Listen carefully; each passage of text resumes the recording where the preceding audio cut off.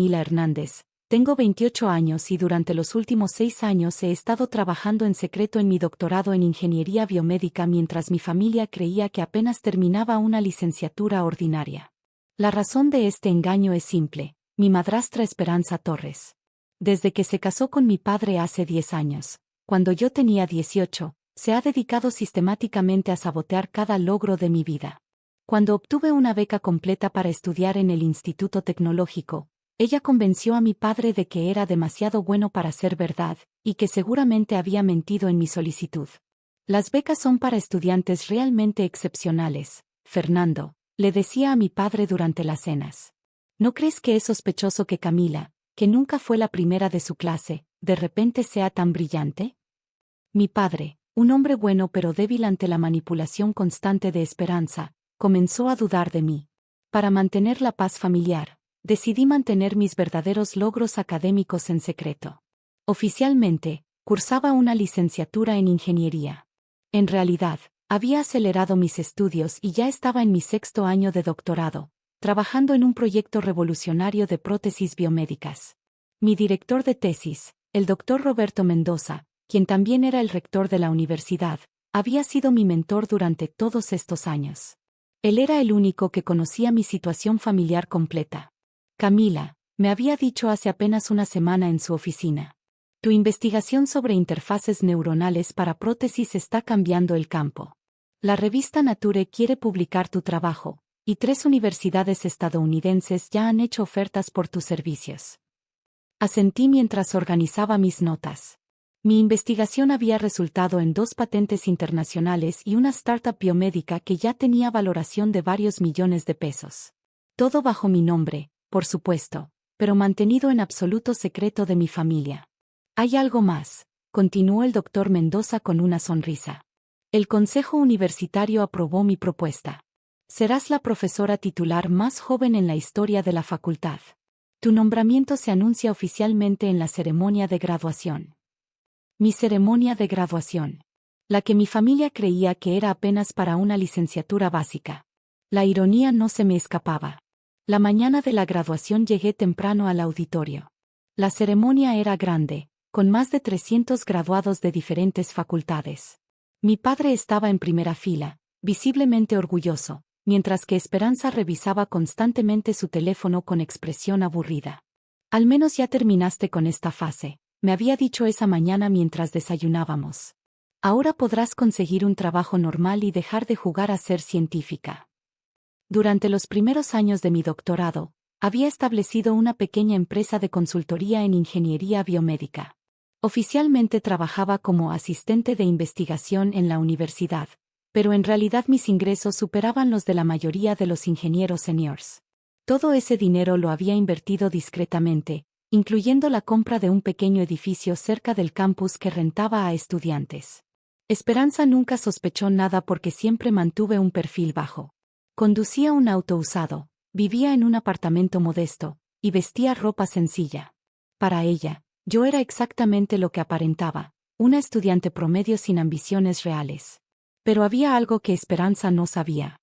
3 meses antes, había establecido un programa de becas para estudiantes de escasos recursos, financiado completamente con mis ganancias de las patentes.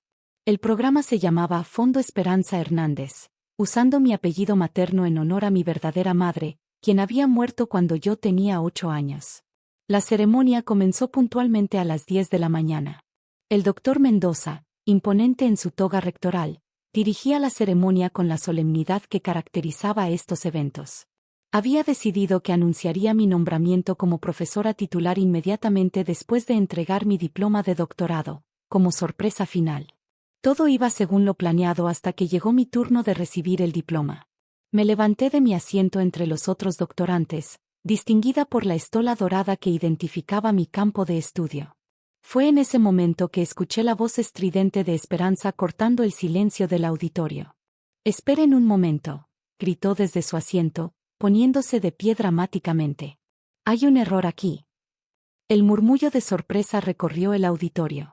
Mi padre intentó hacerla sentar, pero ella se soltó de su agarre. El doctor Mendoza se detuvo en el podium, claramente confundido por la interrupción. Camila compró su título.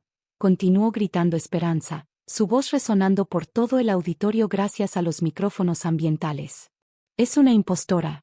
Apenas terminó una licenciatura básica hace 6 meses. El silencio que siguió fue absoluto. Cientos de ojos se fijaron en mí. Vi a mi padre hundir la cabeza entre las manos, avergonzado. Los otros graduados me miraron con una mezcla de curiosidad y compasión. Esperanza continuó con su espectáculo, disfrutando claramente de la atención. Señor rector, esta mujer está cometiendo fraude académico. Exijo que verifiquen sus credenciales porque yo sé que ella no ha hecho nada más que jugar con computadoras en su cuarto. Mantuve la calma, algo que había aprendido durante años de lidiar con sus ataques. Respiré profundamente y esperé. Sabía que el doctor Mendoza manejaría la situación. Y efectivamente, el doctor Mendoza bajó del pódium con una sonrisa que yo conocía bien. Era la sonrisa que ponía cuando estaba a punto de dar una lección magistral. Señora Torres, dijo acercándose a donde estaba Esperanza, su voz amplificada por el micrófono de solapa. Permítame presentarle oficialmente a nuestra nueva profesora titular y autora del programa de becas que lleva su nombre. La confusión en el rostro de Esperanza fue instantánea. ¿Qué? ¿De qué está hablando? El doctor Mendoza se dirigió hacia el centro del auditorio, su presencia comandando la atención de todos. Damas y caballeros, me da mucho orgullo presentarles a la doctora Camila Hernández, quien no solo se gradúa hoy con mención magna cum laude de nuestro programa de doctorado en Ingeniería Biomédica, sino que también se convierte en la profesora titular más joven en la historia de nuestra institución. El auditorio estalló en aplausos. Esperanza se quedó inmóvil, su boca abierta en shock total.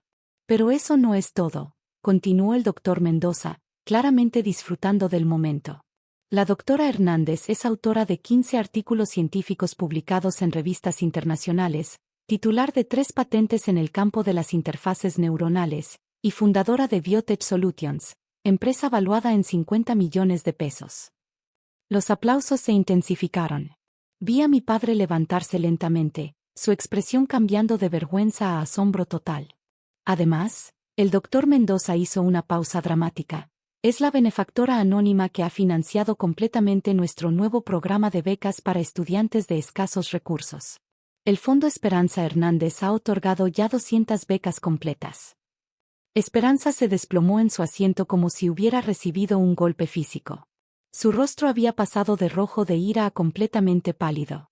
Caminé tranquilamente hacia el pódium, donde el doctor Mendoza me esperaba con mi diploma y un folder adicional. Camila, me dijo en voz baja mientras me entregaba los documentos, hay algo más. La Junta Directiva aprobó tu propuesta para el nuevo centro de investigación. Serás la directora, con un presupuesto inicial de 100 millones de pesos. Tomé el micrófono que me ofreció y me dirigí al auditorio. Gracias, doctor Mendoza. Y gracias a todos por su apoyo durante estos años. Hice una pausa, mirando directamente a Esperanza. Quiero dedicar este logro a mi madre biológica, Esperanza Hernández, quien me enseñó que la educación es el único patrimonio que nadie puede quitarte. Y también quiero agradecer a todas las personas que dudaron de mí, porque sus dudas me dieron la motivación para trabajar el doble de duro. La ceremonia continuó, pero ya nada fue igual. Después del evento, mientras los invitados se dirigían a la recepción, mi padre se acercó a mí con lágrimas en los ojos. Hija, lo siento tanto, murmuró. Nunca debí dudar de ti. Pero, ¿por qué no me dijiste la verdad?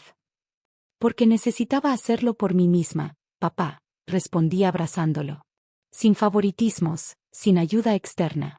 Necesitaba probar que podía lograrlo con mi propio mérito.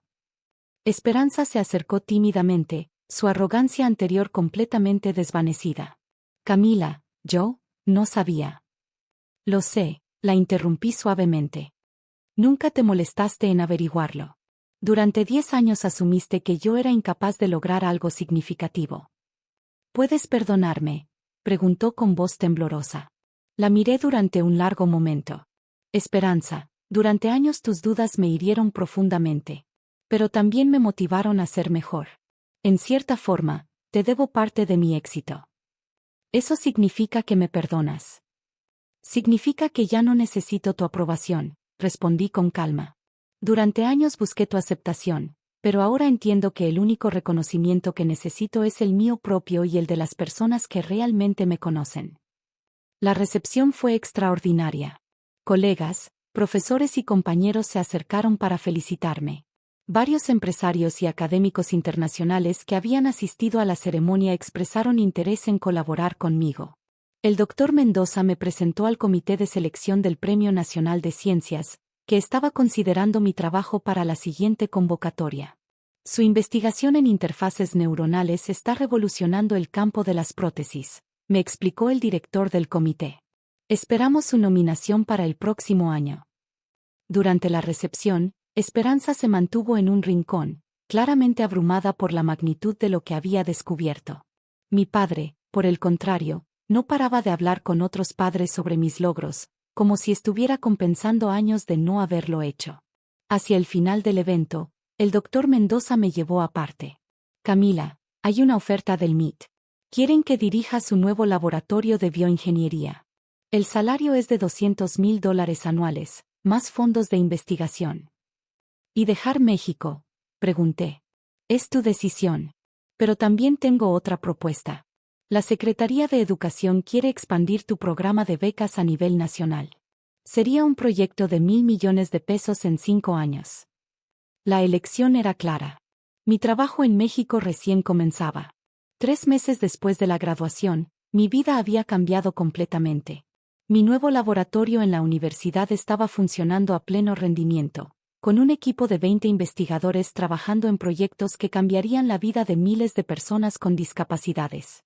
El programa de becas se había expandido efectivamente a nivel nacional. En su primer año, otorgaría 500 becas completas a estudiantes de escasos recursos.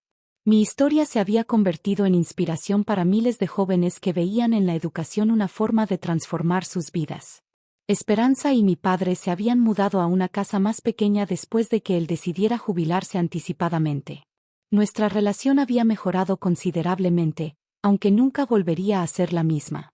Esperanza había comenzado a trabajar como voluntaria en el programa de becas, algo que interpreté como su forma de pedir disculpas.